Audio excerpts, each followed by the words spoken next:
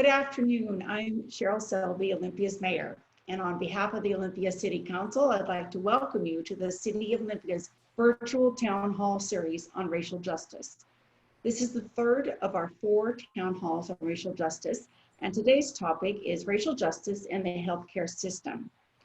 Over the last 2 weeks, we've held 2 other town halls. The first was on racial justice as it relates to the justice system, and the second was on economic opportunity. If you missed either of those, you can still watch them on our website. The link is on the city homepage. We're pleased to have had over 400 attendees over these last 2 town halls, and we've received over 100 questions.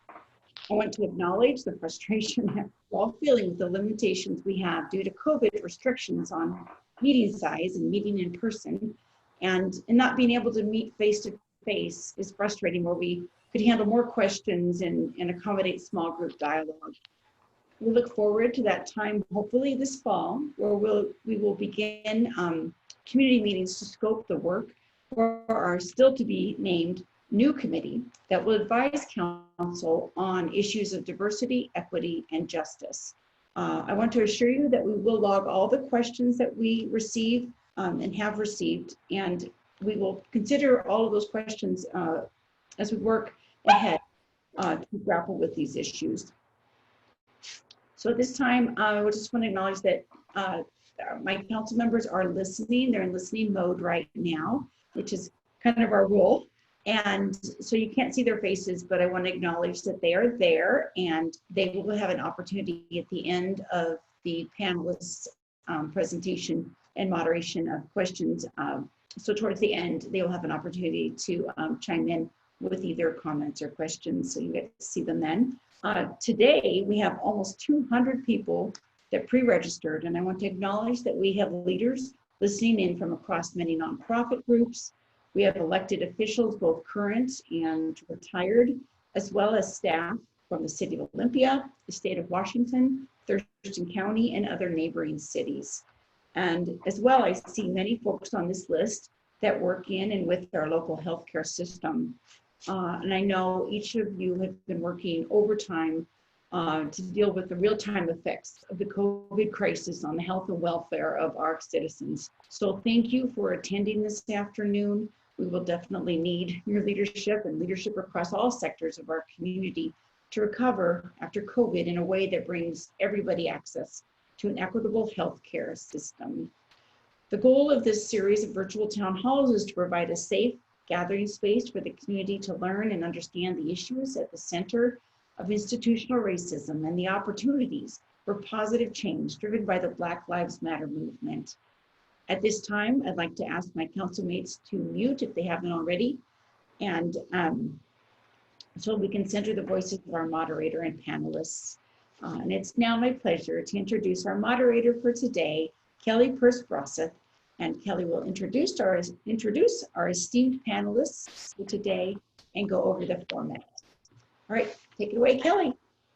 Thank you, Mayor Selby and council members. As you know, I can't say enough about your support for this endeavor. I think it's very important, and I really do appreciate you guys supporting this. I want to first of all acknowledge our panelists today, and then I will introduce them in more depth in a minute. Dr. Benjamin Danielson, Chair of the Governor's Interagency Council on Health Disparities, and a lot of other things. Sheila Capestany, Strategic Advisor on Youth and Children for King County. Chris Porter, Nurse Practitioner, and Dr. Frederick Marlin, Chancellor, Associate Physician in the Department of Family Medicine at Kaiser Permanente here in Olympia. And I want to thank you guys for showing up for this conversation. I was talking earlier about, my secret nightmare that nobody will show up. It'll just be me and the council. So I'm always amazed when people show up. So thank you for that. As you know, we've chatted over email and phone, and you guys are amazing, smart, passionate people, and I can't wait for this conversation. Before I start the introductions, though, I do want to spend a couple of seconds orienting the audience and attendees on how the town hall will work. This event will last about 90 minutes, and you're going to hear briefly from each of the panelists, and then we'll open it up for questions from attendees. This town hall and all the town halls are recorded, and they're posted later, a couple of days, on the City of Olympia's homepage. So you can find it there. Also, I like to say a word about the topic at hand. These issues around racial justice mean conversations on a hard topic. Our panelists bring their vast experience as well as their personal experience and their honesty to this.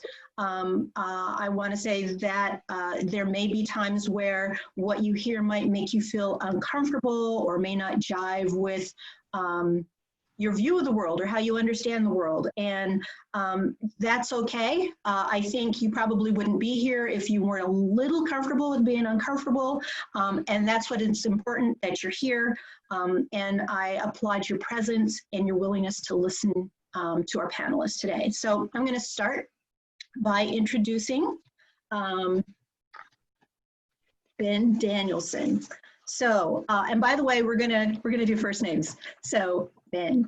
Ben is the Senior Medical Director for the storied Odessa Brown Children's Clinic in Seattle. He's worked there for 20 years, combining patient care, clinic leadership, and community advocacy. He's a clinical professor of pediatrics at the University of Washington, where he received his medical degree in 1992 after completing his undergraduate studies at Harvard University. He completed his pediatric residency at Seattle Children's Hospital, where he continues to be an attending physician. He was rescued in his early life from the foster care system by a single mom who instilled in him and his sisters the value of education and community service. He serves on various boards of health-related organizations, philanthropic organizations, and community groups dedicated to health issues.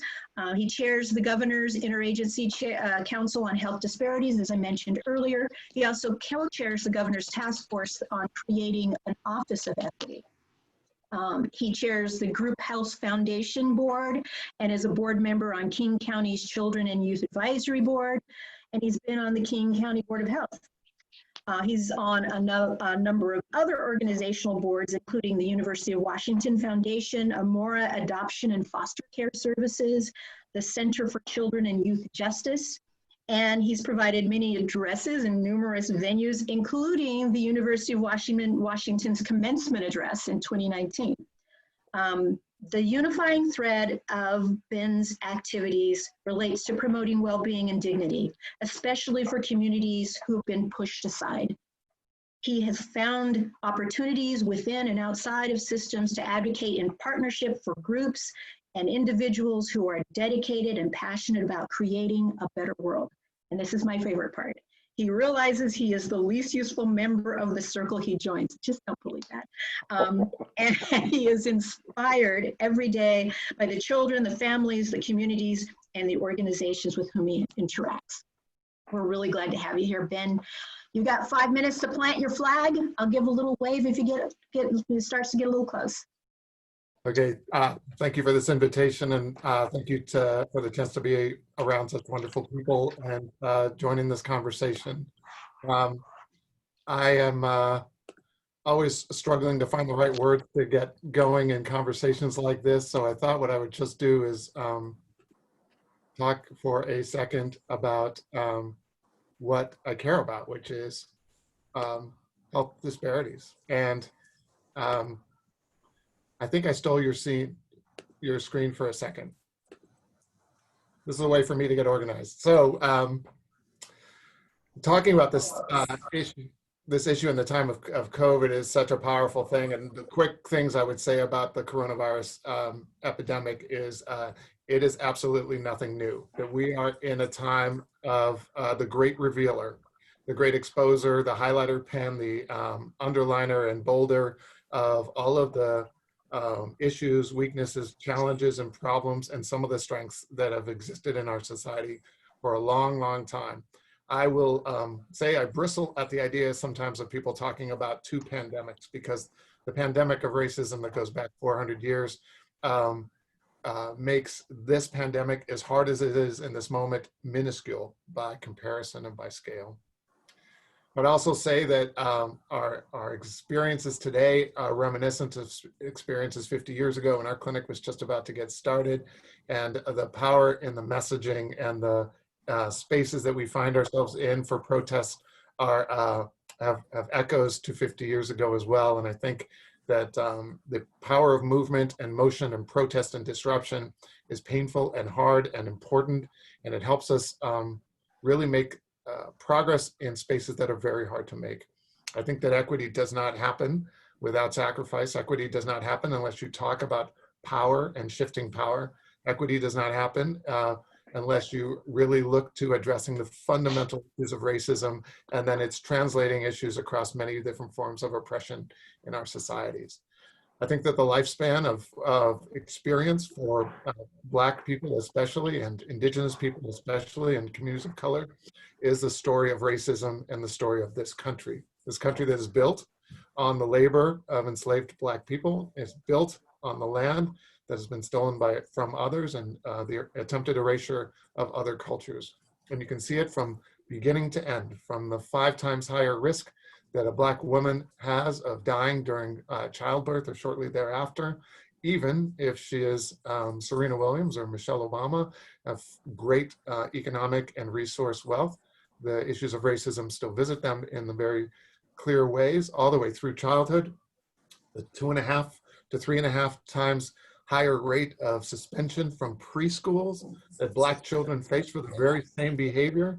The 1 in 5 suspensions from the school system moving forward, the 1 in 3 chance that someone who looks like me will be in prison in their lifetime in the United States, the 1 in 1,000 chance that I will die at the hands of police gunfire in the United States.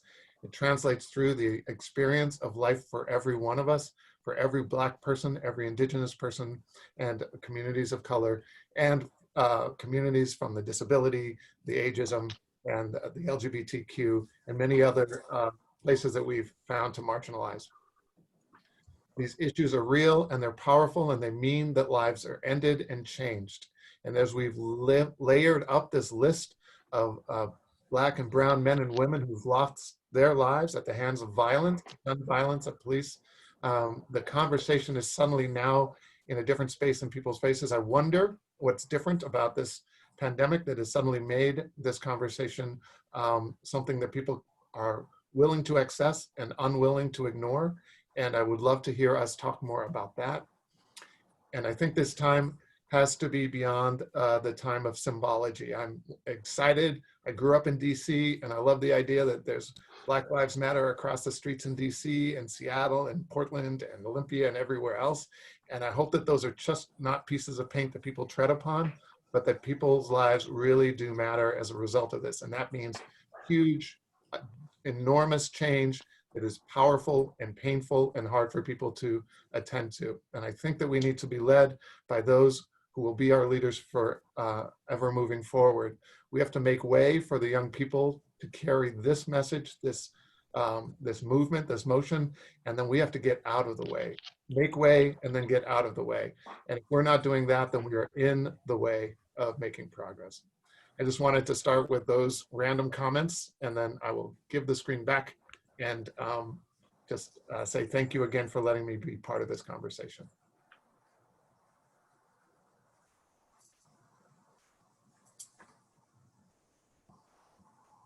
That's I think 2. You are muted. Thank you so much. That was phenomenal. Appreciate that. I'm going to move to Sheila Capestany. Sheila has a broad range of experience and knowledge in the areas of equity, social justice, and health and well-being. She's worked for the last 30 years in both the public and human services sector in direct service, in nonprofit leadership, in strategic planning, and in policy work. She holds a Master's of Public Health and a Master's of Social Work from the University of Washington, and currently serves as the Strategic Advisor for Children and Youth for King County, and also as the Director of Children, Youth, and Young Adult Division as the Director. Prior to coming to King County, she served for 7 years as the Executive Director of Open Arms Perinatal Service, which is a community-based organization she helped to found in 1997. Sheila has served in positions with Seattle Human Services, the Seattle Department, the Seattle City Council, Public Health Seattle and King County, Big Sisters of King County, and Planned Parenthood. She's passionate about community-generated solutions for supporting children, youth, families, and communities. And she also has 3 youth and young adults of her own by birth and adoption. Sheila, plant your flag. Thank you, and thank you for asking me to be here. I love following Ben, and it also blows my speaking points out of the water. So I just want to say first, everything that he said is exactly what I want to be communicated today, and to set the pace for what we're talking about. So using that as a foundation, I want to talk about in the work that I do around policy making, and what does it mean to be able to combat to be able to combat racism and to address the issues that we need to talk about through policy and through legislation. And the number one thing that we have to begin to, well, not the number one, but one of the number one things that we have to begin to work on is really decentering whiteness. Everything that we do centers around the experience of white people. And even our conceptualization of things like health disparities is all about how everyone is doing compared to white people. And one of the dangers of this in this country is that white people don't have the best health status when we look at what's happening around the globe. So we are all sort of being compared constantly to how are white people doing on this, or how are white people doing on that, and how is everyone else doing compared to them. And the danger in doing that is the strategies that we need to get to in order to say from our communities, this is what we need for optimal health. It's always put through the lens of, yes, but what works with the white community, what works with white people. So being able to uncenter this, to being able to say, okay, let's take a look at all of our communities, and through community-led action, through what the communities are saying they need for themselves, let's see how we implement those things in our policy and in our legislation. I have come back to working for the government, and I've worked on and off from the government because I really believe that that's a place that we can make a change. But I also really believe that the government is actually a resource for the people and has to take guidance from the people. The government should not be the one telling the people what they need. That's flipped. And we know that the government was formed to be of the people, by the people, for the people. And we really need to be able to change in how we're looking at that. So if I am basing everything off of what Ben said about what we need to change, that next piece of it, uncenter whiteness, we need to look at people for who they are, and people need to be in charge of their own health and their own well-being, and being able to say, this is the policy that's going to work for this, or this is the resources that we need to get to the health that we want to be at. And this is even what health and well-being looks like for us. And that doesn't have to be compared to anybody else. You can bet that I didn't wake up this morning and I thought, how am I doing compared to white people today? That's just not a question I ask myself. So decentering that is important. I will tell you that one of the heartbreaks and the joys of my life is that I was a doula for 25 years, and I welcomed babies into this world of all different races. And I held those little beings, those little human beings, at the moment of their birth. And I knew the absolute truth that we are all sacred, beautiful beings. And the second absolute truth I knew was that when I held Black and brown babies, that we were all of us were going to allow social construct to come crashing down on every single one of them. From the moment of their birth, we knew that that is what was going to happen with these little beings. And that was always a heartbreak for me. And it should be a heartbreak for all of us that we allow that to happen. And every step of the way from there, we allow social construct to come and damage and change the life trajectory for Black and brown children. And that's something we need to change. So lots more to say. I'm going to stop there. Thank you.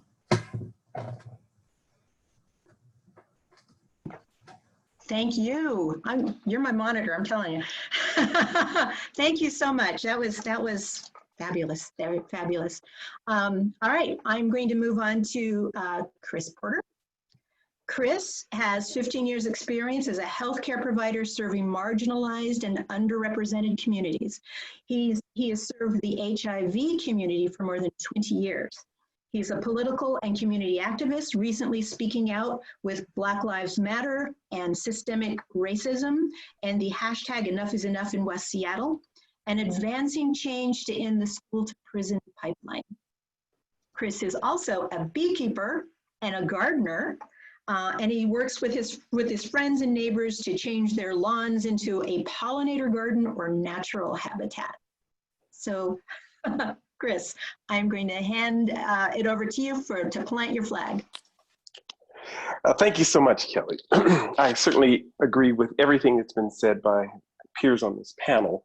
And I'm going to slightly do something the previous speaker said we need to stop doing, which is comparing the construct in terms of what happens to white people, except that I'm moving in the direction of remembering a paper I wrote in graduate school about the true cost of a middle ear infection or otitis media.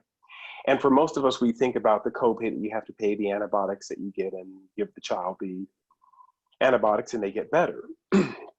But under closer scrutiny, that cost actually is whatever that copay is, and that copay could be as little as $5 and as much as $50. The antibiotic, depending on which one is chosen, can be, it may fit the bill of maybe $10 and may escalate from there. If the child, and typically will stay either out of daycare or school for a day or two, that means if it's a single parent, they're taking those days off. If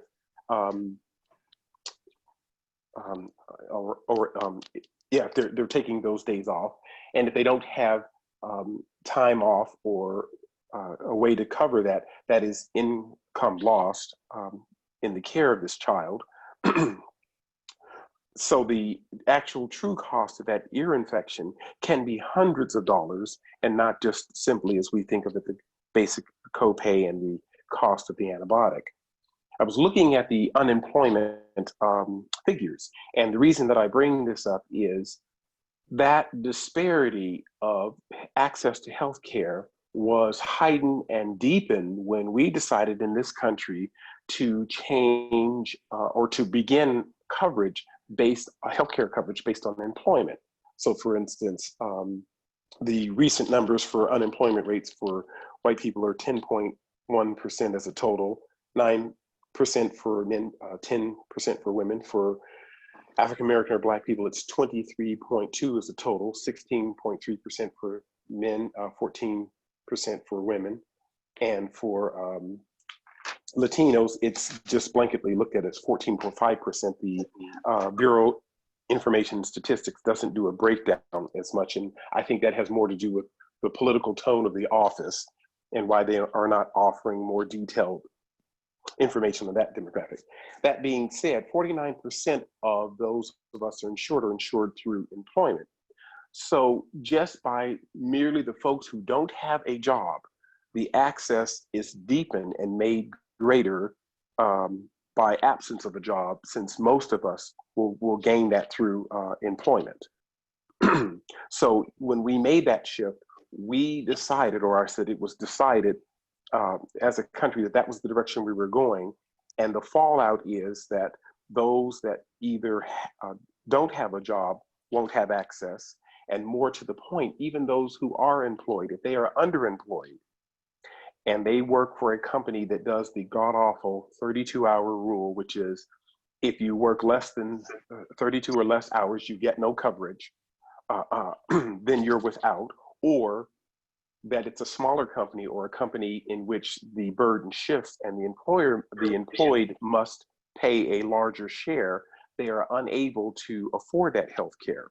Lots of people assume that they have good coverage, but if you look in the detail of it, if you work for a company that provides health insurance and your out-of-pocket cost is $8,000, you are now saddled with this untenable decision of healthcare versus food, healthcare versus electricity, healthcare versus transportation. one of the things I struggled with deeply when I was in private practice was a person who needed a procedure, and typically it was a person of color, let's say a CT scan, but that CT scan based on the insurance cost them $2,000, or let's say even a couple $100. And I'm now having to make this decision of whether or not I throw them into debt by ordering this test that I know they need, or that we find some alternative, lesser care to keep them out of debt and possibly not jeopardize their housing, their electricity, their transportation. It is a horrible, horrible system and a horrible way to conduct health insurance, and it just further deepens that disparity. I'm of now the sound belief that we are doing everyone in the country an injustice by continuing private insurance, health insurance, as a means of access for health care. It is untenable, it is unsustainable, and it just further deepens the disparities in people of color across the board. Our first speaker said that even those of us who may have access to some of the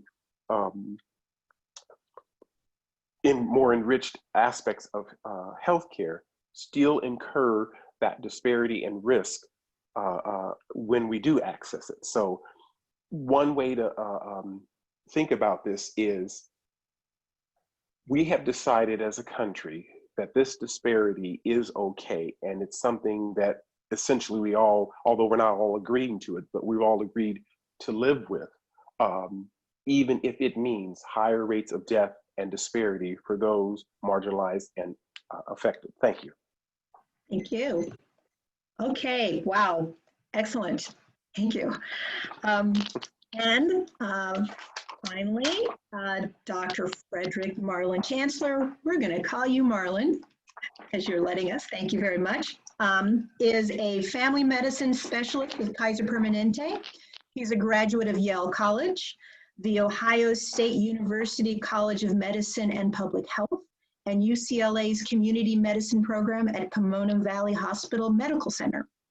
He was raised in Palo Alto, California, and he returned to his hometown to work for 13 years before moving to Washington State. He and his wife and 3 daughters, now in the 7th, 9th, and 12th grade, I'm just going to say you've got your hands full, made Olympia their home in 2017, and welcome to our community.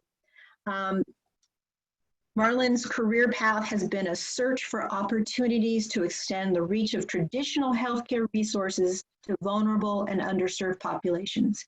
In his career, he's worked for multidisciplinary practices in California and Washington, in a community health network, in solo practice focused on care of homebound seniors, as a medical director for a home hospice, and as medical director for a residential care facility for military veterans.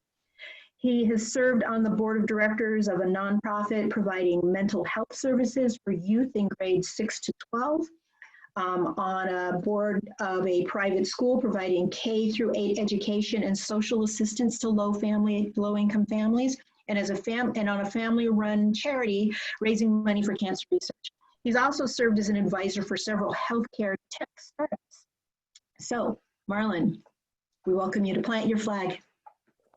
Thank you.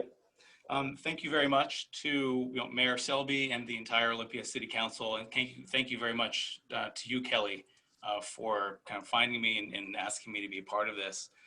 I'm much more of a conversational speaker than a speechifier, so please bear with me. I'm very pleased to be on this video conference with such an esteemed panel. I can't disagree with anything that anyone has said yet. And much of what's been said, I wish came out of my own mouth. One thing that I will say at a high level is this, and I've been thinking Kelly, since you invited me to serve on this panel, about how to couch my thoughts about racial inequity or health inequities and race in terms of the goal of the City Council in having this set of panels, and specifically, how does racial inequity in healthcare affect the city, and therefore what can the city do about it? What can city leadership do about it?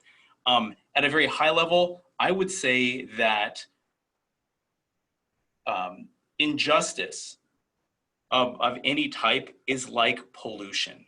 The pollution that we can see, we all will acknowledge shouldn't be there, and we're very quick to acknowledge that that's harmful to our health. If we see, smoke, billowing up into the sky, or we see nasty, smelly, foamy water, on our streams and in our lakes, we clearly say that's not right, and I don't want to go there. But what we've learned through, in environmental studies about pollution is that so much of it isn't readily detectable by the human senses, by smell and by sight, and nevertheless it's still doing us harm. And I would argue that injustice of any kind, right, is harmful to the entire body politic. That it affects not only those people who are being most directly impacted by it because it's directed at them, but it's affecting everybody else as well. Another thing I would say is that again, throughout the lives of people who are suffering from injustice, whether it's racial, whether it's due to their sexual orientation, what have you, is that becomes a persistent cause of stress. We know very, very well that stress is a negative risk factor in terms of health. And so if people are not only experiencing intermittent situational stress, but stress across their lives because of the inequities that they faced, that's going to have health outcomes, or create negative health outcomes. And so I think that has to be much better recognized, not only out in society, but even within healthcare. I mean, I constantly find myself, when we talk about as doctors, the racial disparities in health outcomes, so often what I don't, and specifically things like African Americans are much more prone to hypertension, heart attack, stroke, renal failure, and that certain medications don't work as well. I always wonder, where in all of that analysis are we factoring in the greater impact of stress that African Americans and other racial minorities, and again, anyone who is experiencing inequity, that they are facing in their lives, that they can't just counsel away, or take a medication and have that suddenly go away. Taking Prozac doesn't change the fact that you are, that you're not making a living wage, or that you are, house insecure, that you're food insecure. It's just not going to change that. There have been a lot of interesting conversations that I've had, in this current time now, with so many people. And Kelly, I'm going to make a couple of points that I've made with you in private conversation. One is people saying, yes, I support protest, but they should not be vandalizing, or they should not be violent. And the point that I always come to, and I want to go ahead and use this public forum to make, is that protest is the first right that our founders said the citizens need to make sure that they have in relation to their government. So peaceful voicing of grievances is legal. Vandalism may not be, but those two aren't the same. And so likewise, if we're talking about things that are uncomfortable, just because it's uncomfortable doesn't make it wrong. I love that you, Mayor Selby, made that point, and that Kelly, that you've made that point, to all of us. And I'll stop there. Thank you. Thank you. Wow. Wow. Thank you, guys. That's incredible. Okay, so now is the place in this town hall where we welcome questions from the audience, from attendees. We of course ask that our communication with each other is kind and respectful. And I just want to remind those in attendance that you can write your question. At the bottom of the screen is a Q&A button. You can You can click on that and write your question in there. I will read the questions to the that are submitted to the panel. To save time, I'll be looking for themes and combining similar questions. I may reframe a question for clarity. And if I feel like there's a need for follow-up, I'll do that as well.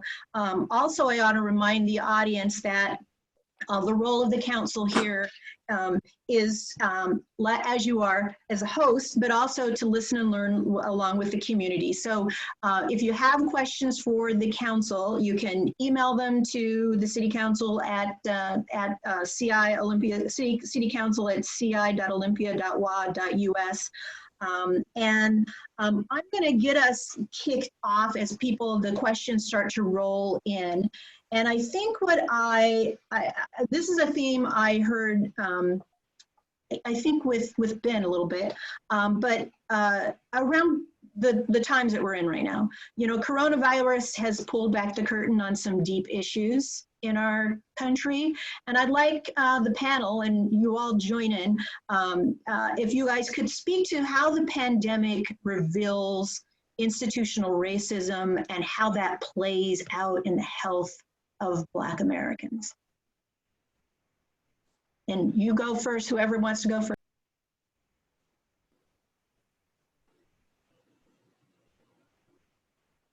I'm happy to defer to another voice first because I rambled already. If I were answering quickly, I'd say every single way, but I don't know how else to talk. Okay. Sorry. Sheila, you want to go? You know, I'm just going to say very quickly, I think the pandemic is our most immediate example, but I don't think that it has exposed anything that we didn't already know was there. And people are paying attention to it differently because everyone is being impacted. And for some reason, people are now open to hearing about how others are differentially impacted. But I would be willing to bet if you asked most people, and if you even asked most white people, if health disparities existed, that they would say yes.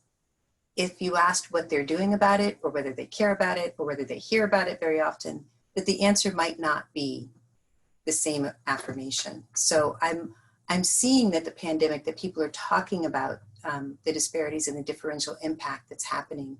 And I'm glad for that. I don't think that would have happened without the killing of Mr. Floyd. I think that we can't separate the pandemic from the uprising that's happening, or that event that happened to just blow up everyone's understanding of everything. And I do wonder that if that had not happened, if people would be paying attention very much to the differential impact of COVID. Someone want to give now, and so that's a stage. So what has it exposed and how and all of that, I would ask some of my other panelists to approach, but. Okay, I will take a bit of a run at it. During this time, I believe COVID has not only exposed the disparity, but also shown its effect and deepened that disparity when we see Black and brown people having greater complications and a higher death rate and higher infectious rates added. And again, I agree with you. If you ask, when I ask my white friends, allies, and peers, do you know about it? Yes. What are you doing about it? They're sort of stuck and they keep asking and coming back to, well, what do I do? What's the next step? And I always want to say that, you know,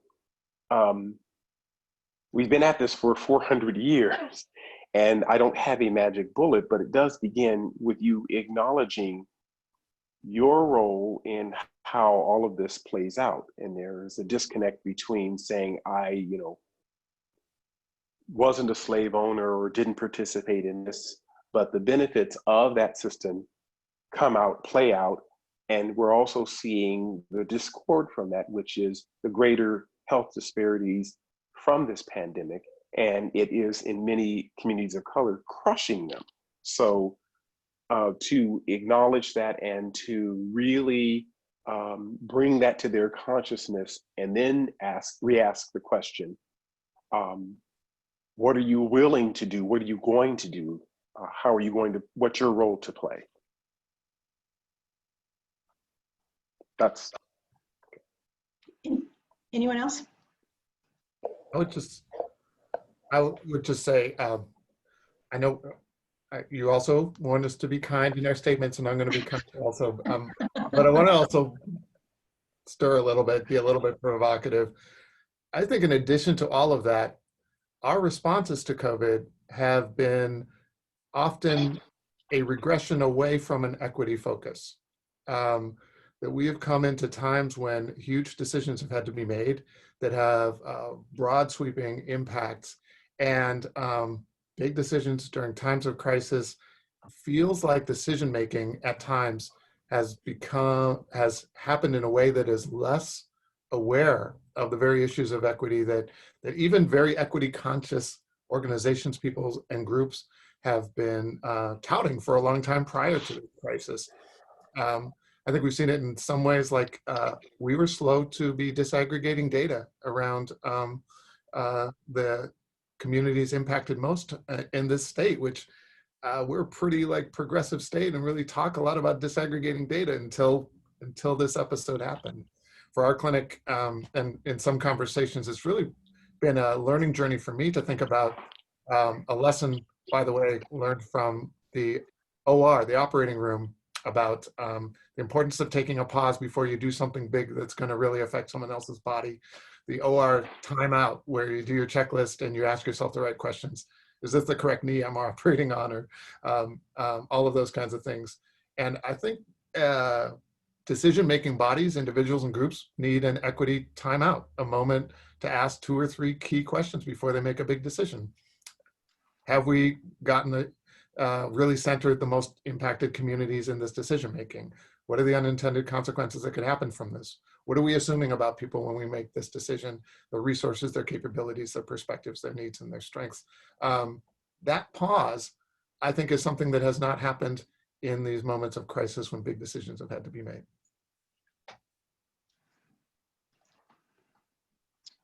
Anyone else? I'm still stuck on not stuck, but contemplating what Ben just said. That was extremely deep, and I think itself deserves a pause for thought. I'm not asking you for it, but that's where I'm. Well, I think we can afford a pause for hot, and we're happy to come back to this whenever you want to. So just so you know that's open for that. I have a question from our community, and it's asked. They're asking if you guys would help identify the nexus between affordable housing and housing affordable housing on health inequities.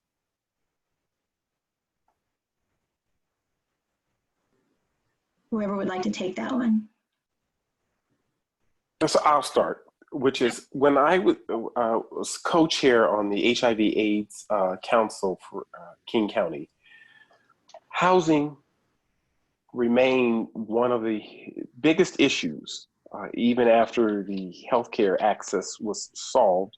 Affordable housing still remained a big issue, and even as a chair of the Veteran Seniors Housing Service Levy, the #1 issue still is affordable housing and access. We cannot underscore how deeply rooted that is, that it's hard to attend to your health if you have nowhere to rest. It's hard to think about the next meal you're going to have if you don't have a place to comfortably sit down and eat it.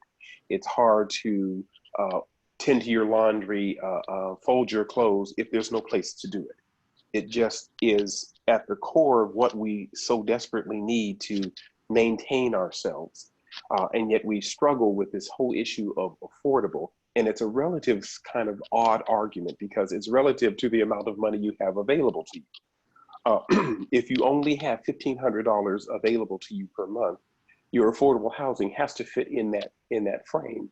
Unlike a ridiculous thing we did here in Seattle, which was we put up these townhomes and said that they were affordable at a starting or asking price of something like $2,300 a month.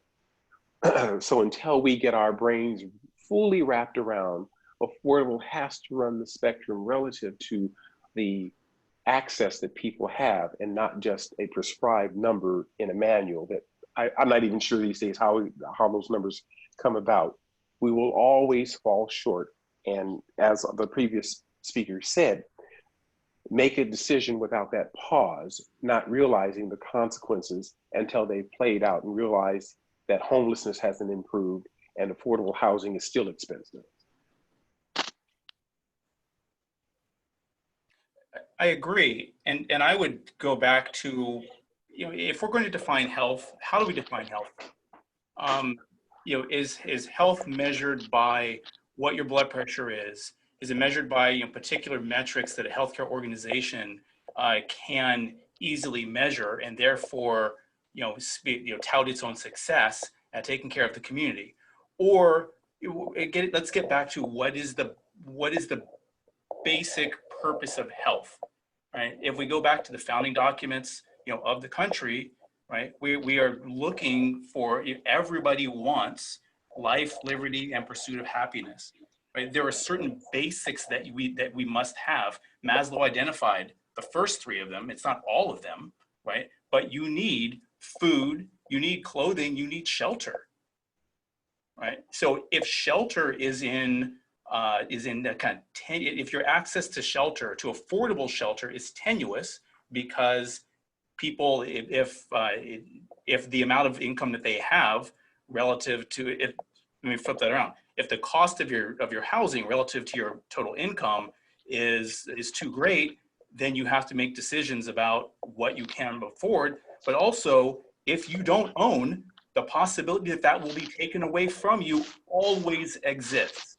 And we're seeing right now, in the midst of this crisis, that the mandate that against evictions is nationwide is soon to end. That's going to throw, I forget the number that I saw this morning reading the news, but tens of, I think hundreds of thousands of people are potentially going to be losing their housing.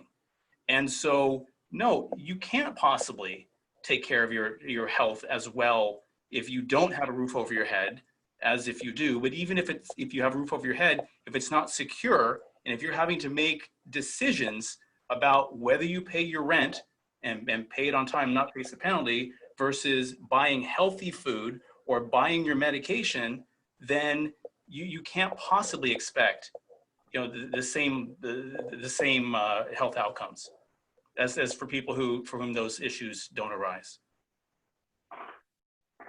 I really appreciate Marlon's point in your opening too about just the existence of stress and its impact, that constant worry, whether you find a place to sleep or not, that constant worry is its own risk factor for illness. And I wanted to, I don't know if it's a myth or not, but I wanted to be clear about the idea of progress around issues of housing, and maybe just back to basic ideas of well-being and wealth in this country. It's tempting to think that there's been this forward progress that has just been marching along. I think back to the time of when the clinic I work in started 50 years ago. Blacks in Seattle had about a 48% home ownership rate back then. Today, it's down in the 20%. That there's been not progress, but the opposite of that for Latinx, Latino, Hispanic communities as well. That wealth, median wealth in families, the idea that you can have enough saved up to send your child to college or to own your home or to leave something for your next generation, is going in the opposite direction. And today in this country, a Black median wealth income is around $3,600 wealth, whereas it's close to $150,000 average for white families. So we're going in the wrong direction around all of this, even as we're talking about this. Anyone else? Okay, so I've got a couple of questions from the community. I'm going to try to combine. They have to do with what individuals can do around this. One is around folks in HMOs. What can they actively do to push for more equitable health care within their networks, and what are the points of leverage? And I guess the other one I want to pull out is about, what are the bite-sized actionable chunks that people can do to minimize racial justice, racial injustice, just justice in the healthcare system. So you can speak to that.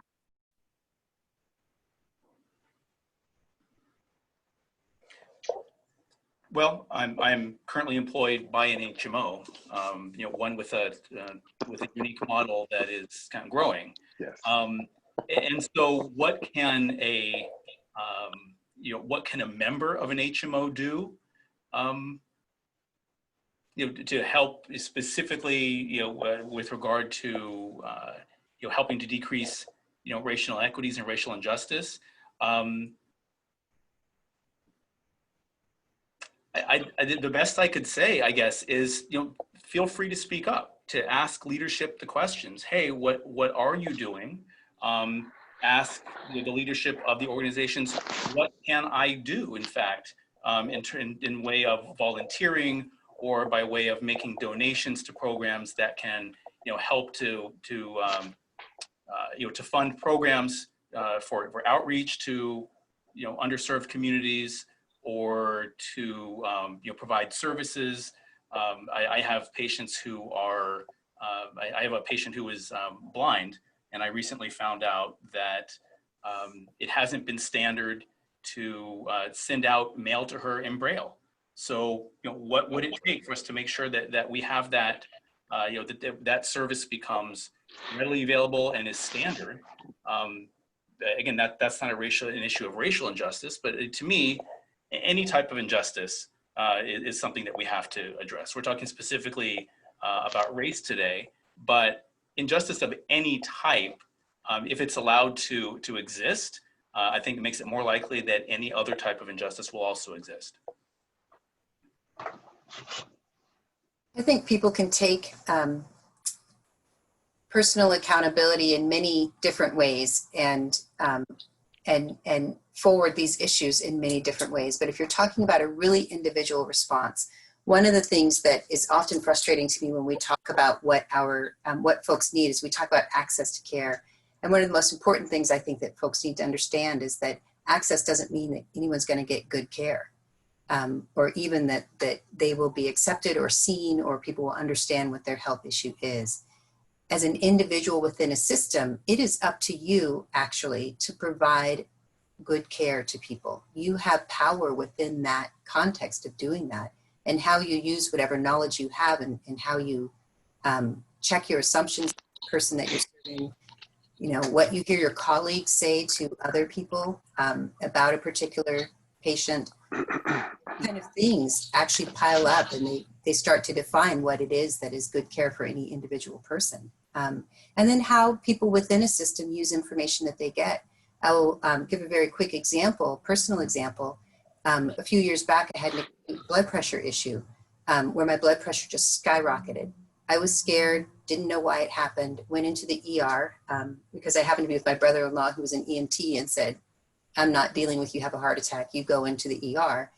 So I went into the ER, and the first thing that the ER doc said to me when I said, why is this happening to me? He said, oh, well, Black people get high blood pressure.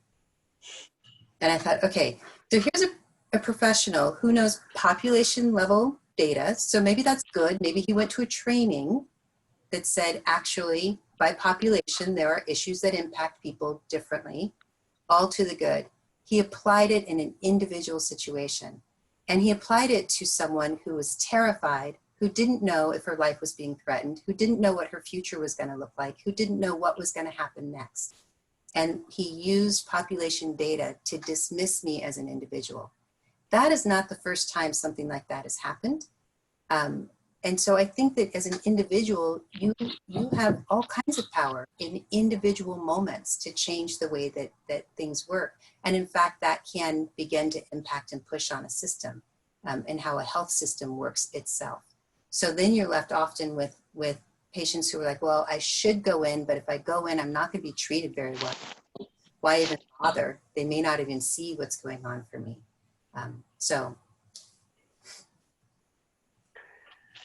I would say, this is Chris, I would say that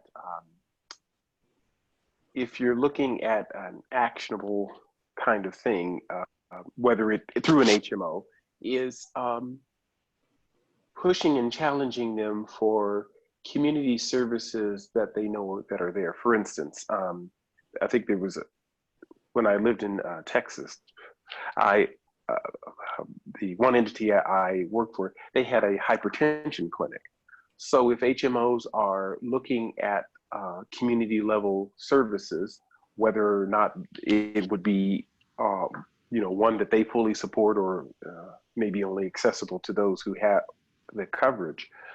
But for instance, a specific clinic that just simply deals with hypertension. I mean, if we know this to be the case, that it adversely affects and at a higher rate amongst African Americans and people of color, hypertension clinic, and it was something that I wrote about in my master's thesis, was something that wasn't fully embraced in a lot of systems, but you see them popping up from time to time. I agree that those who participate in this system have the power to ask the question, why are you not and what are you doing? We understand that you have the doors open, that you admit patients, that you offer the garden variety of services you would expect a level hospital to offer or an organization. But there are some other things that you can do to level the playing field, break down, lessen the disparity. And the one example I'll give is how many organizations run specifically a hypertension clinic in a community where they know the disparity exists, such as that. Thank you. So I have an interesting question from the community. Do you think changes to healthcare equity should be evolutionary or revolutionary? Anyone?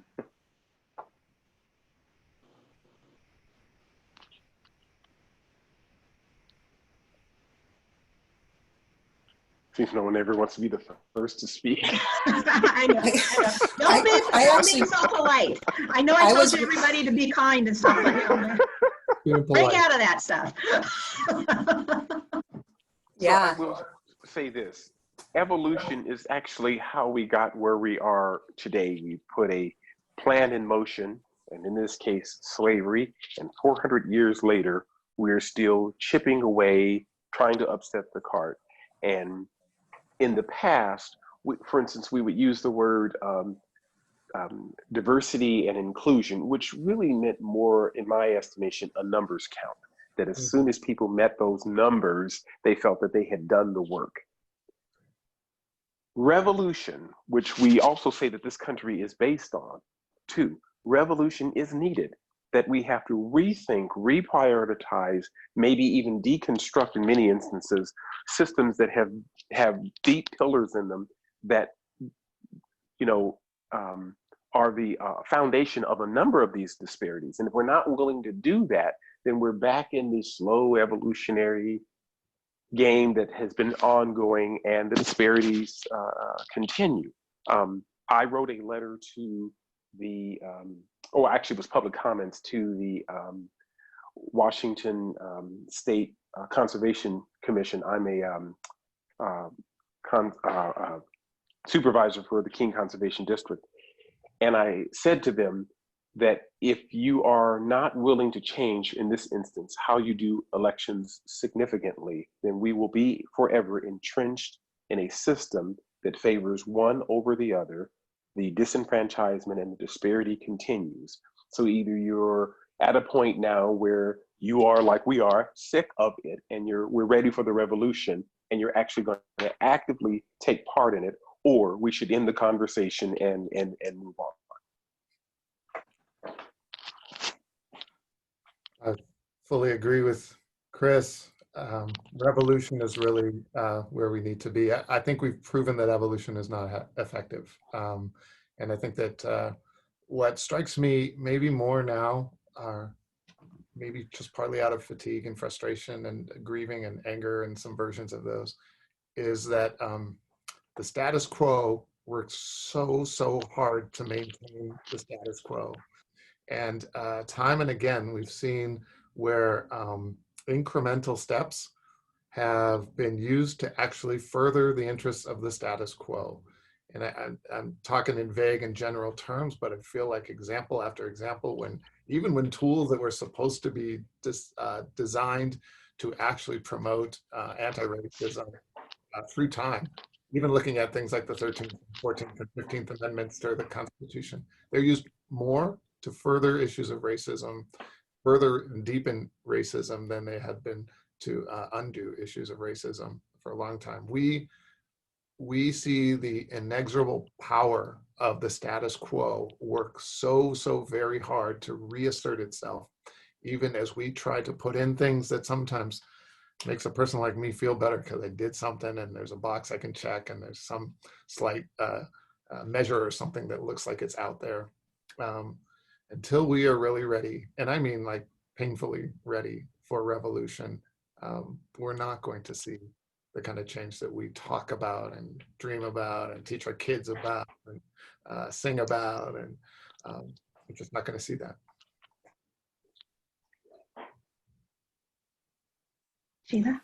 I will third all of that. Revolution is needed, but I'll tell you what, it's going to be exhausting. And I see a lot of folks who are newly awakened talking about being exhausted 3-4 months into their new awakening.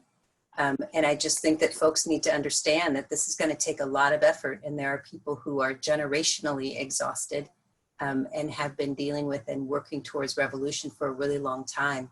So until, as Ben talks about, until the status quo is willing to give up the position of comfort and the position of being able to say, I'm tired, or I'm getting fatigued, or I'm uncomfortable, revolution will not happen. And even after all of the huge things that are happening right now, we will not move forward if people are not willing to understand that what forward looks like is going to be really, really, really hard. And that's okay. And what history has looked like has been really, really, really hard for a lot of us. So folks have had the ability to not look and to not see and to not be impacted.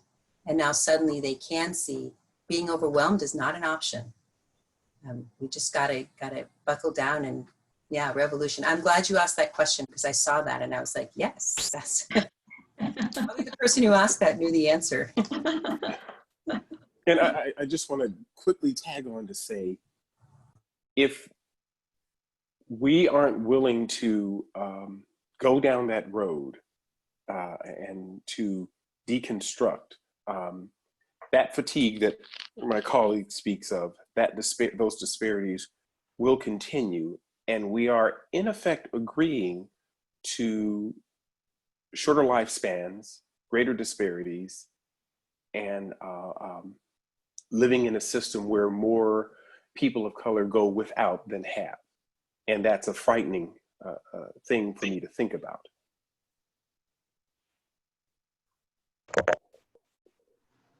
Marlon? So I said in my, or you read in my bio that my career had been an effort to find a way of improving outreach of kind of traditional kind of healthcare resources to underserved communities. Well, the truth of the matter is, for the longest time, that's all that I thought existed and knew of. My efforts at working with various Silicon Valley health-related startups were efforts toward finding ways, kind of big and small, of bringing about revolution in healthcare. Right now, healthcare is incredibly siloed. It's branded, and there's loyalty to branded groups, and you're kept within networks, but that doesn't serve the population as a whole. And we need to find ways of greatly increasing the reach of the knowledge and the services that we know exist, and put much more of the healthcare knowledge that's held by experts into the hands of the people who actually need to put it into action, which is every single one of us. And that's where I think that technology can really further that effort. Issues of access to that technology, in part through having broadband that covers the country instead of it being in pockets, around the urban centers. That's something that we need to address as well. And getting to what a city could do, be part of expanding, broadband access, so that, even for the existing, technologies that groups such as, that the big medical groups in the area, utilize, to connect with their patients, make sure that more people have ready access to that. That itself can help. But again, I do agree. We need continued evolution in systems that do exist, but we also need revolutionary thinking in terms of, how we achieve much more than we're currently achieving, and achieve it with much greater equity. Thank you. So I wanted to loop back to Ben's original statement during his opening about what is it about these times that are making it people, the general public, the white community, more willing and open to listen to this and unwilling to ignore the disparities. I'm going to lay that out on the table for y'all. I will say this. It's always been my frustration and exhaustion that every time there was a Black male who was either injured or killed by the police officer, the question would be asked, well, what did he do? Or did he have a record? Or there must have been some angle, as if, in fact, they did, or did, if they had those things, then they're deserving to die. And I just had a huge, and still have a huge problem with that. So if people, I don't want to say this. Right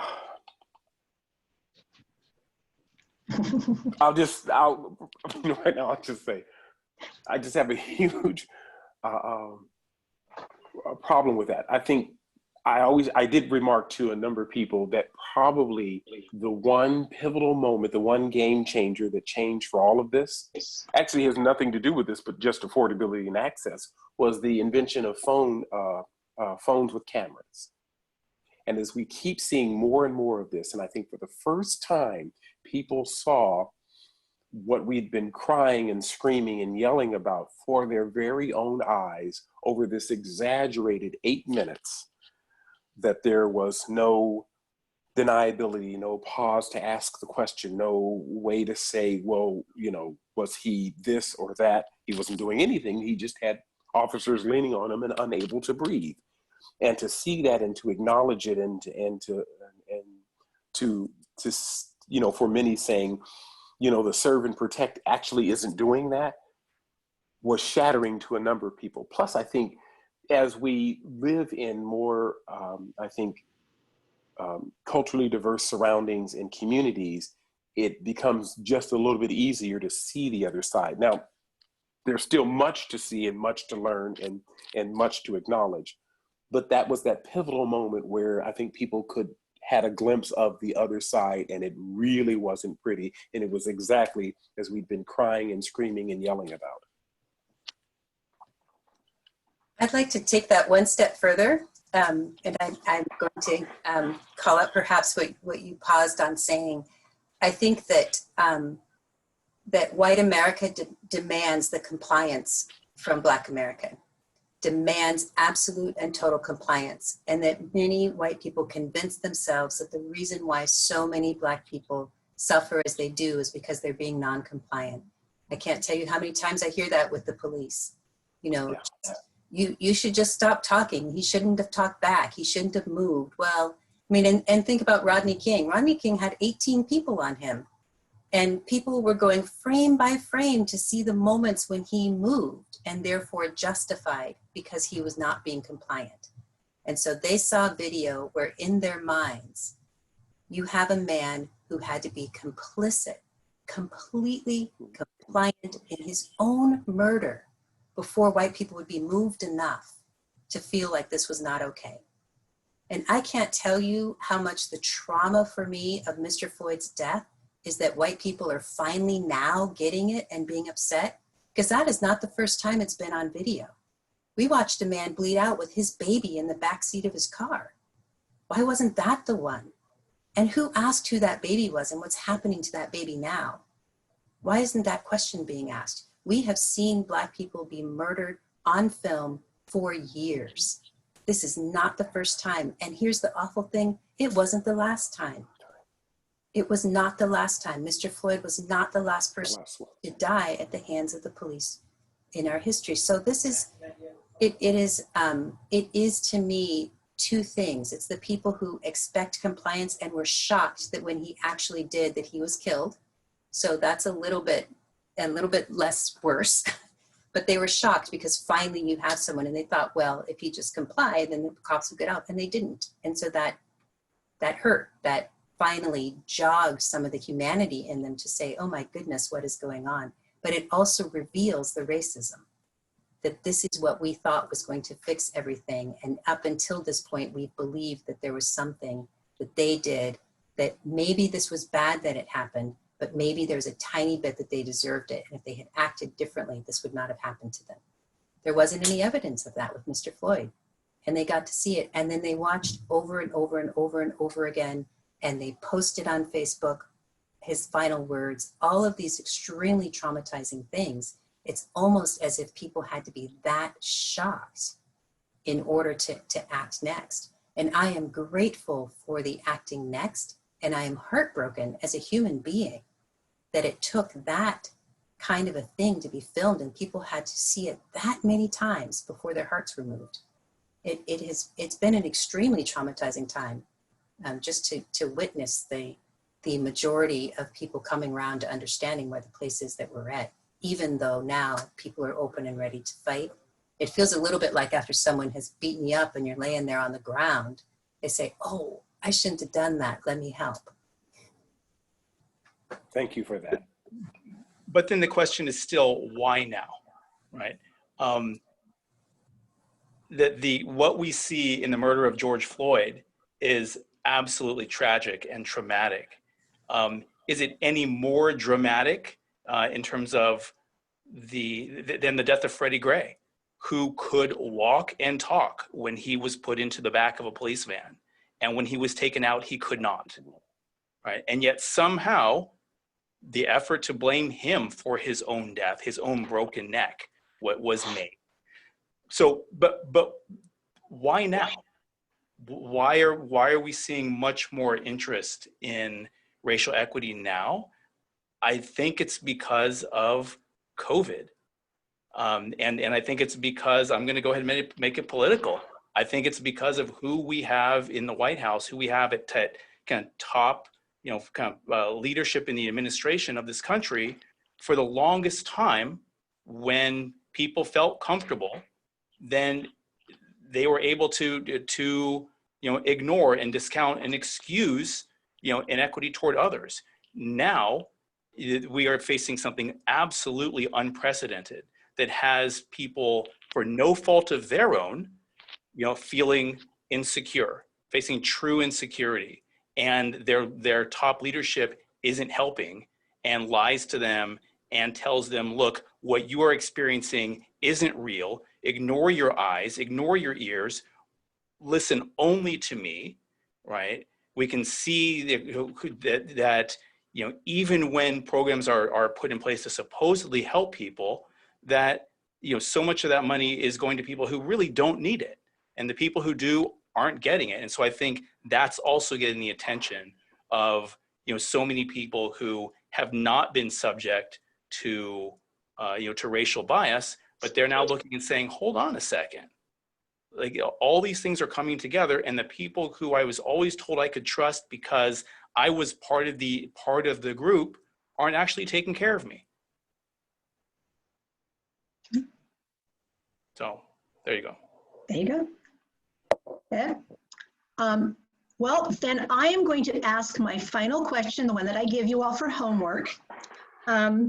What does long-term sustainable change look like?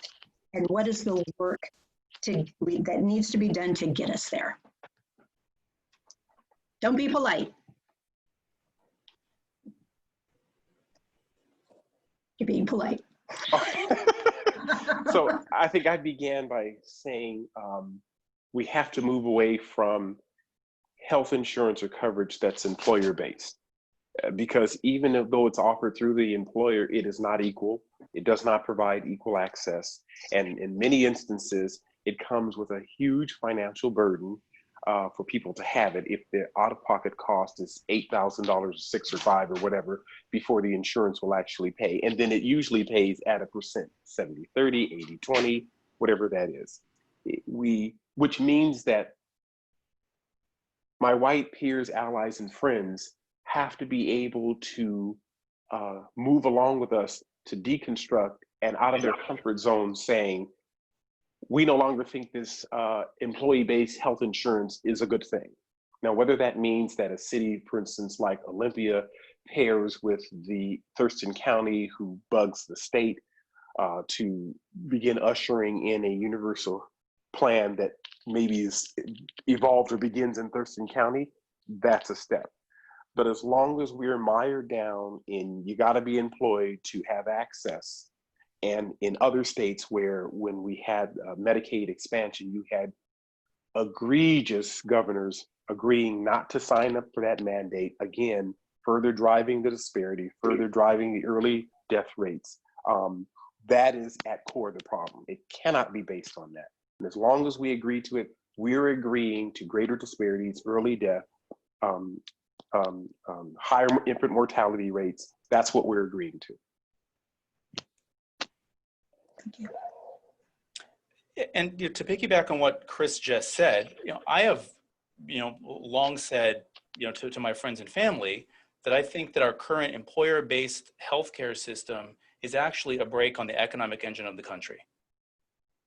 That when you feel like we say that we want people to follow the American dream, follow that dream of having your own business if you have a good idea, take that chance, be self-sufficient. We say that these are American values, and yet we make it so difficult for people to be able to actually step out and take that risk, right? Because if I do that, I don't have my employer-based healthcare, right? And so, and even when attempts to create a market for people to buy insurance as individuals was proposed, we've now had a decades-long fight, against that, and there are people who are trying to roll that back.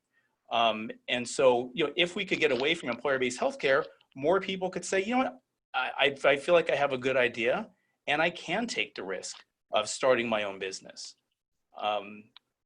It's also incredibly expensive for employers, to be paying the lion's share of the insurance premium for people. So I think it's a burden on private employers as well. Frankly, the true party of business is going to be the party that says, employers, we are going to let you take care, pay attention to the core of your business, which is whatever the services are and the goods and services that you provide, and then we're going to take this insurance issue off the table so that more people can, even if people are continuing to be employed with you, they're going to be healthy. You have a healthier workforce from which to draw your employees. It doesn't make any sense to me otherwise. Well, it does make sense to me, but that's a much larger, why we're stuck here is a much larger conversation. And the book Coffee Land, for anybody who's interested, speaks to the origins of that.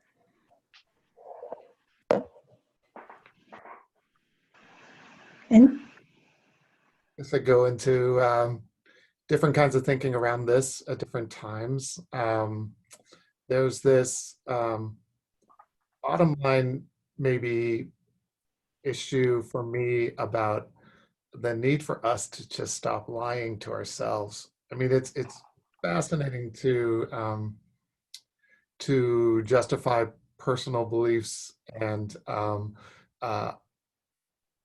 illogical decision making by lying to other people. There's some other layer of depth to this when we lie to ourselves. I could see maybe us being stuck in this space if we didn't have such amazing evidence of better ways for our healthcare systems and our societies to work. We are so overwhelmed with evidence of better ways to do this that it cannot be logic. It cannot be reason that has us where we are today. Even if you're a revolutionary evolutionist, you would see that the things we used to be so afraid of happening if we made changes haven't happened. We all remember, it was not that long ago when the idea of not being able to have insurance change if you had a pre-existing condition was just something we accepted as a fact of our healthcare system, right? Oh yeah, well that sucks, but that's the way it is, and there must be some good reasons for that, when we knew there really weren't. So I guess I just really wonder what more fundamental change needs to happen. There are times when we, especially in healthcare, just love to treat symptoms and not root causes and problems. And I wonder if even this conversation about reimagining the healthcare system is more a symptom of having to reimagine a truth about who we are and then moving from there. And it gets me back to this conversation that I believe both Chris and Marlon introduced around healing. And like, when are we really going to be ready to start healing? And the very first piece of that is some form of a deeper and more honest and more clear acknowledgement of harm. You cannot heal a thing. You cannot put any Band-Aid over anything. You cannot tweak that system without talking about healing, societal healing, healing for the harms that we have done to each other, and the spaces that we have created that have created those harms, the systems that we've made. Without that acknowledgement, and without something that is reparative about that, a reparation of that harm, we are not going anywhere. And I think that at some level, once we get through, oh, that super hard and painful thing of acknowledgement, and those very logical, reasonable, actually, to Marlon's point, cost-effective conversations about reparation, about things like what we ought to have our healthcare system be like, which is like pretty much what every other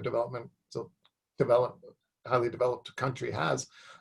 It becomes so obvious and so not a point of consternation or difficulty that we would not need to struggle over it. I think power is such an important component of this conversation too.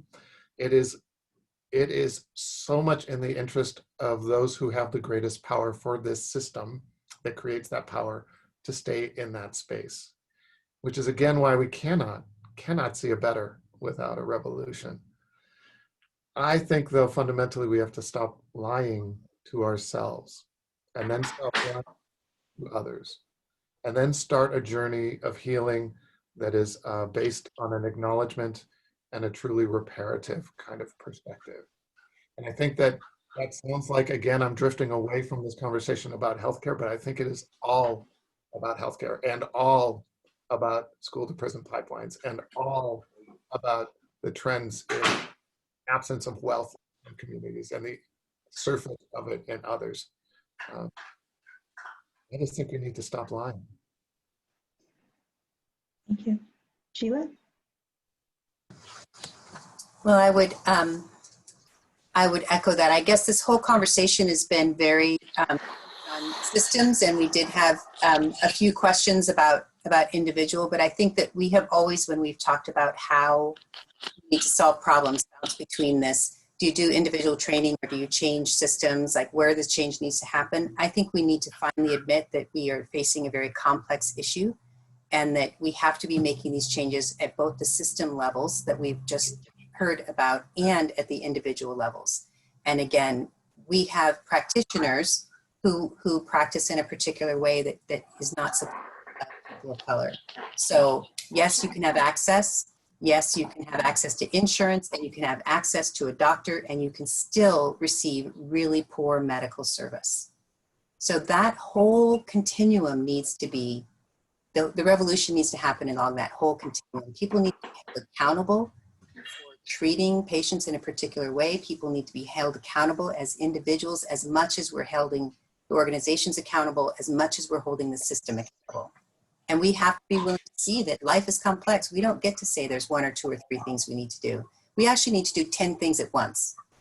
And we just, and if there's anything, I piggyback on what Ben is saying about lying to ourselves. We as Americans lie to ourselves that we can like get everything down to the 1 essential thing or the 2 essential things, that if we change, life is going to be better. And I can tell you that does not work, and it will not work with this. It is complex, and we have to be willing. We have to be willing and to put our public will and our political will and our policy will behind understanding the complexity and addressing the entire complexity, or we will continue to be stuck and move forward very slowly. Thank you. Wow. This is a great conversation. Thank you all. I'm going to turn this back over to Mayor Selby and the council. Thank you, Kelly, and thank you to our panelists. I got a little bit caught off guard because I was taking so many notes. So this was just incredible, and I want to thank you so much for these brave conversations.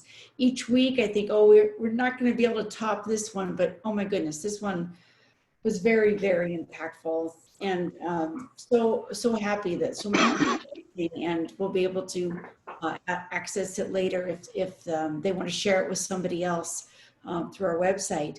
So at this time, I'm going to go to my council members and ask them if they have any closing comments or maybe an additional question. We are running a little bit long, but that's fine.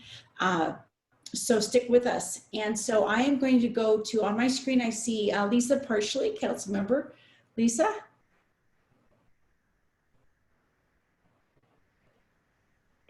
Okay, there you go. You picked the introvert first. That's crazy. That's okay. I'm good because I love these town halls. Thank you, Kelly. I agree with the mayor. Every single one, I'm like, wow, that can't get any better, and it is. And what I try to do, because I am an introvert, is I try to repeat back some of the things that I need to work on. One of the first ones that got me, and since we're not supposed to lie to each other, I will tell you, it was hard to hear, but truthful, that we have to decenter the whiteness. And that kind of goes back to my medical training, in that for the longest time, the paradigm of the human body was the male's body, not the female. Well, we're doing it now with race, and you know, in being in the person of privilege, it's difficult to hear that, but that also goes to some of the other points you guys have been making, which is, this is going to be hard, and especially for those of us who have had the power of privilege, to keep going and keep taking these moments when we're like, yeah, we do that. Oh yeah, I feel that in myself, and keep moving forward. And so thank you for that. Thank you for that uncomfortable moment in my life. And that we have to not accept disparity. Thank you, Chris. And we have to look at the employer system very seriously. And my hope is, out of the COVID, one of the things that's going to also happen, and I'm seeing it in the medical field, is that the medical field is angry for the first time universally. And we may be able to get a revolution. I think it was Sheila said that we have to get, or maybe it was Ben, we have to get really uncomfortable and really to that point of a revolution. And maybe COVID has driven us there. So that's my hope. I really, really, really appreciate everything. And I will end on, because I am in the medical profession, in my world, we say take a breath before you do that instead of take a pause. I'm hearing that again and again. I'm also have heard in the previous town halls that we need to bring the community in to help us define the barriers and define the solutions. And I think someone even said invite in and then get out of the way tonight. So thank you. Thank you, Lisa. Next on my screen, I've got Renata Rollins. So Councilmember Renata. Great. I hope you can hear me. I'm outside, obviously. And I just really also want to express my appreciation to the 4 panelists. I think the making the way and then getting out of the way for the new young leaders, especially Black leaders in our community, Indigenous leaders.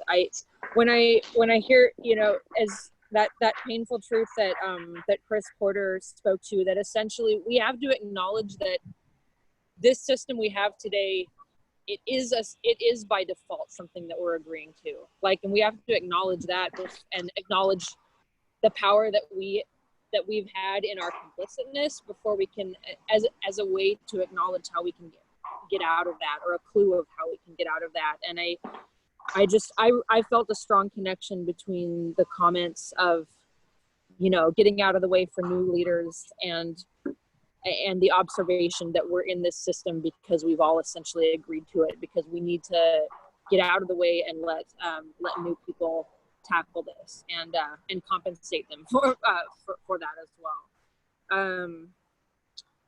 And I've really been sitting, I was glad that question about evolution versus revolution was asked as well. And because I've been sitting with that, you know, it's something that as policymakers and elected officials, there's always this tension that, you know, how do we want to move forward, and yet it's very easy, especially at the local, like, community politics level, for there to be a strong backlash and then a lot of progress being washed away. And I hear that tension a lot from colleagues and outside observers. And I'm really going to carry with me what you said, Dr. Danielson Benjamin, about it's about stop lying. We need to go with what's true, and it's not so much about calculating how is this constituency, what about this, how is this group going to react, and just speak the truth, bring the community in,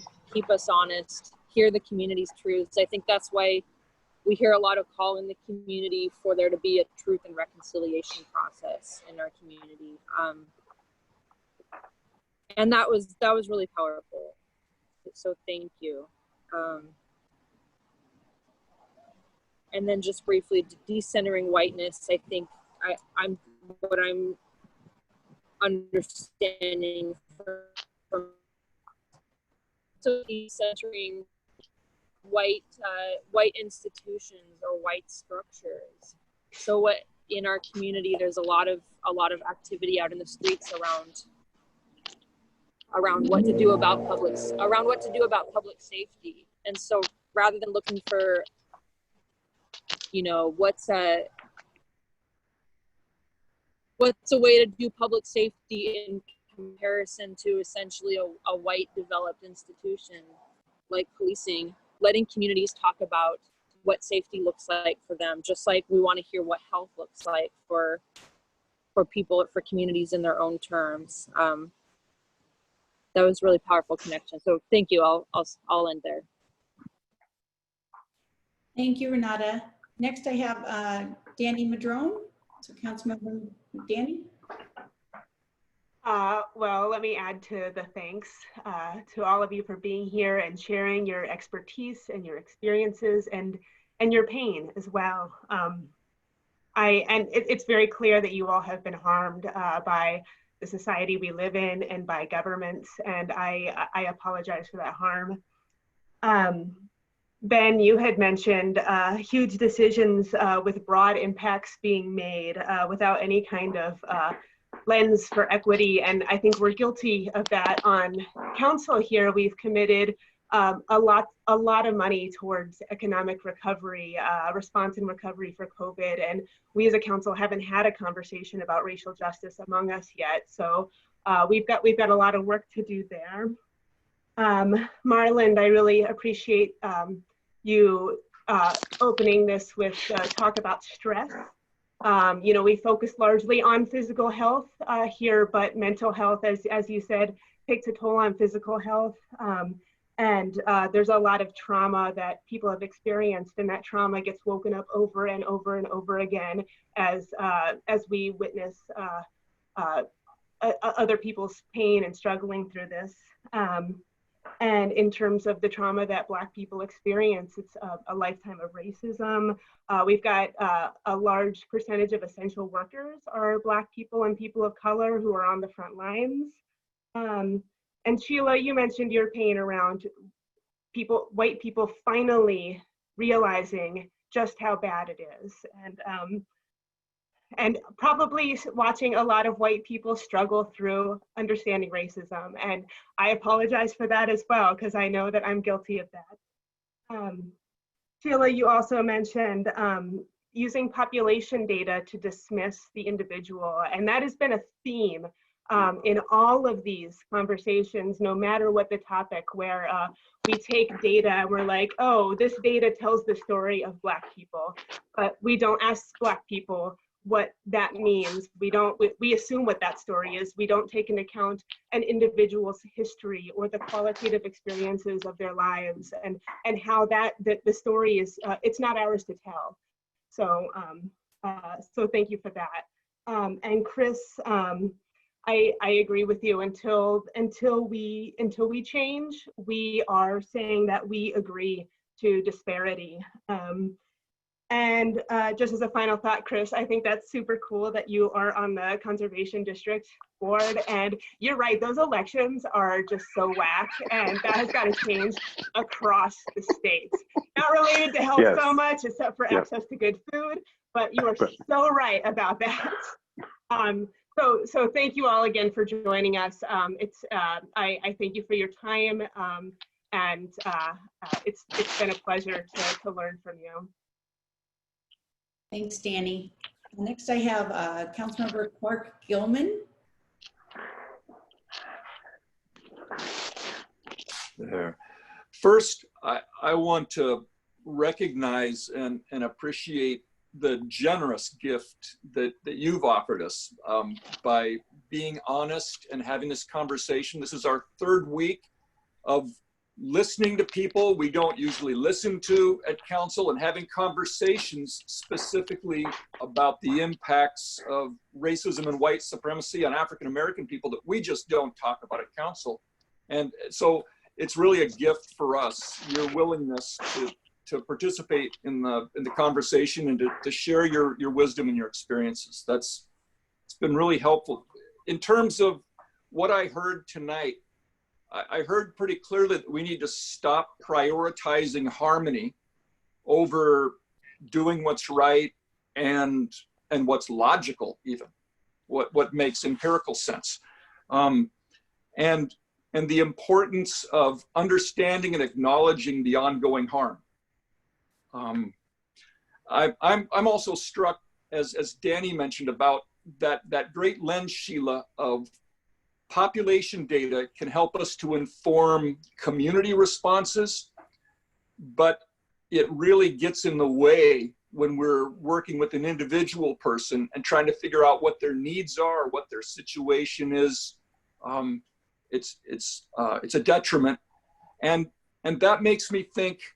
I spent my career as an organizer working against social injustice, and I'm still just opening my eyes to the ferociousness of the othering, of the consistently saying this is a separate group. Oh, look, they'll respond differently in this situation. It's all of that baloney that makes us think that there's something other than one human race.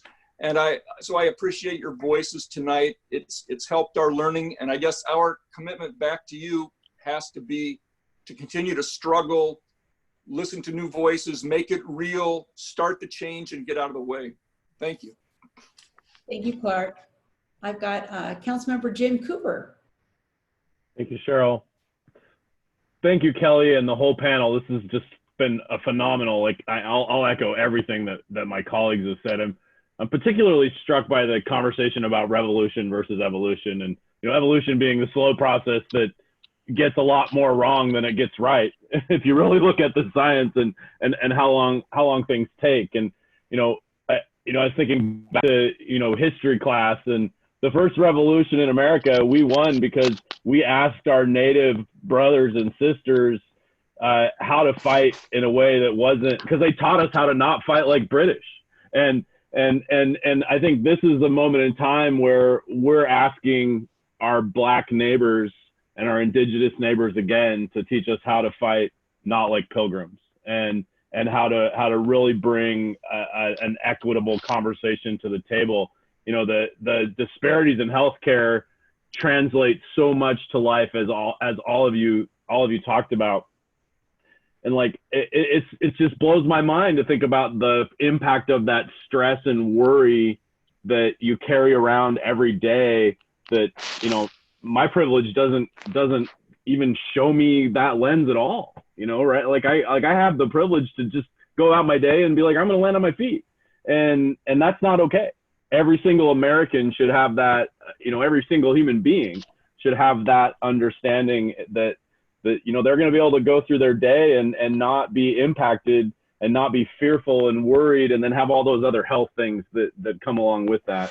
And it's, you know, a revolution to get the pollution of racism out of our society.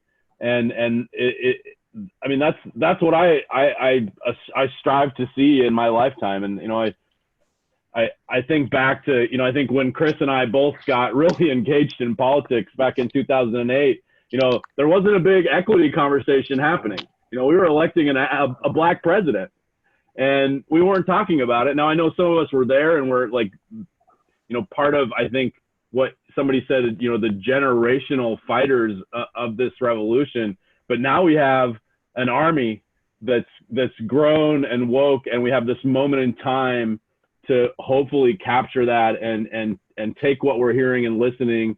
And my favorite quote of today is, make way and get out of the way.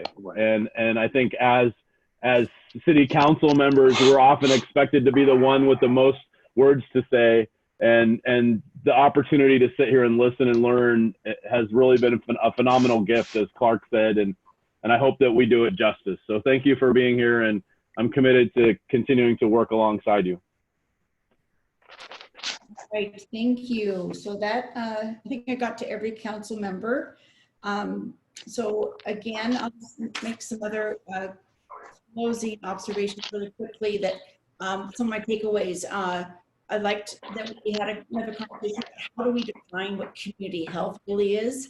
It's not just how you feel that day. It includes housing, it includes food, environmental justice, climate change, economics, education, and all of these systems need an equity pause before we make any policy choices.